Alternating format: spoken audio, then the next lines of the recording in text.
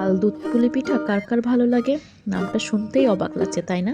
বেশি সব বাসায় দুধ পুলি পিঠা বানানো হবে, আর দুধ পুলি পিঠার ভিতরে আমরা ভিতরে পুরটা নারিকেল বা গুড় দিয়ে ব্যবহার করে থাকি। একটা পরিমাণ চালের গুঁড়াকে ভালো করে সিদ্ধ করে নিব। এখানে এই খামিটা যতটা সুন্দর এবং মসৃণভাবে ম্যাশ করা যাবে, পিঠাটা বানাতে ততটা সহজ হবে এবং সুন্দর হবে। এত সুন্দর সফট হয়েছে, আমি কিছু রসগোল্লার মতো গোল গোল করে বানিয়ে নিচ্ছি। আমার কাছে তাল খেতে খুব ভালো লাগে। ভাদ্র মাসে আমি তালের সিজনে তখন তাল সংরক্ষণ করে থাকি।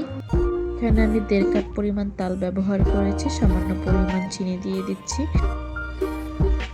চুলার আঁচ মিডিয়াম রেখে এবার তালটাকে ভালো করে জাল দিয়ে নেব।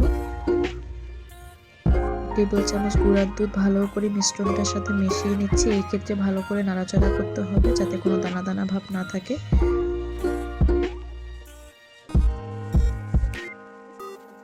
এখানে নাড়াচাড়ার কোনো বিকল্প নেই। নাড়াচাড়া করতে করতে করতে করতে যখন দেখবেন না একেবারে খামিগুলো আপনার তাওয়া বা ফ্রাই প্যানের সাথে লেগে যাচ্ছে, এই পর্যায়ে বুঝতে হবে যে এটি রেডি হয়ে গেছে।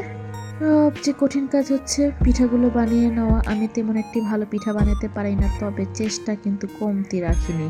আমার মতন সুন্দর একটি গোল রুটি বানিয়ে নিয়েছি, তবে রুটিটা কিন্তু বেশি মোটা করা যাবে না। আমি একটা রুটি দিয়ে 3টা পিঠা বানিয়েছি, তবে বিশ্বাস করুন পিঠা বানানোর যে কি কষ্ট, আমি কোনো ডিজাইনই পারি না, তারপরেও কিন্তু কোনো রকমভাবে হাল ছাড়িনি। পিঠা তো আমাকে বানাতেই হবে। থেকে শুরু করে ঢাকনার ডিব্বার সব কিছু ব্যবহার করেছি। এরপর ঝাঁকানাকা ঝাঁকানাকা করে ডিজাইন করে নিচ্ছি। নাও রেডি ফর আমার অনেকগুলো সুন্দর পিঠা। আমি তো দেখে পুরাই অবাক, আমার এত গুণ, আমি এতগুলো পিঠা কিভাবে বানাইলাম? ও মাই গড। এখন এই সুন্দর পিঠাগুলোকে দুধের ভিতর ভিজাইতে হবে। এখানে আমি 1/2 লিটার পরিমাণ দুধ ব্যবহার করেছি, সাথে কিছু সামান্য পরিমাণ গুঁড়া দুধ ব্যবহার করেছি।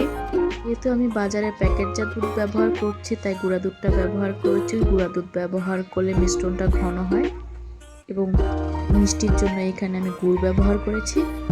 চোখের সামনে আপনি দুধ যতই নাড়াচাড়া করেন না কেন, দুধ কিন্তু পড়বে না, কিন্তু আপনি চোখের এক পলকে এদিক থেকে ওদিক তাকাবেন, এই আপনার দুধ পড়ে যাবে। সুন্দরীকে কখনো চোখের আড়াল করা যাবে না।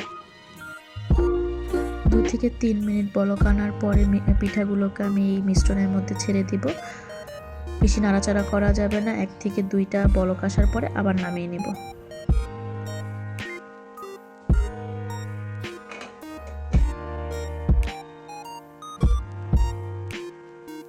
বিশ্বাস করুন এই পর্যায়ে এত সুন্দর একটি ঘ্রাণ আসছে। আমার কাছে কিন্তু ঠান্ডা পিঠা চাইতে গরম পিঠা খেতে বেশি ভালো লাগে। আমার পিঠাগুলো প্রায় রেডি, এখন আমি সাজিয়ে নেব।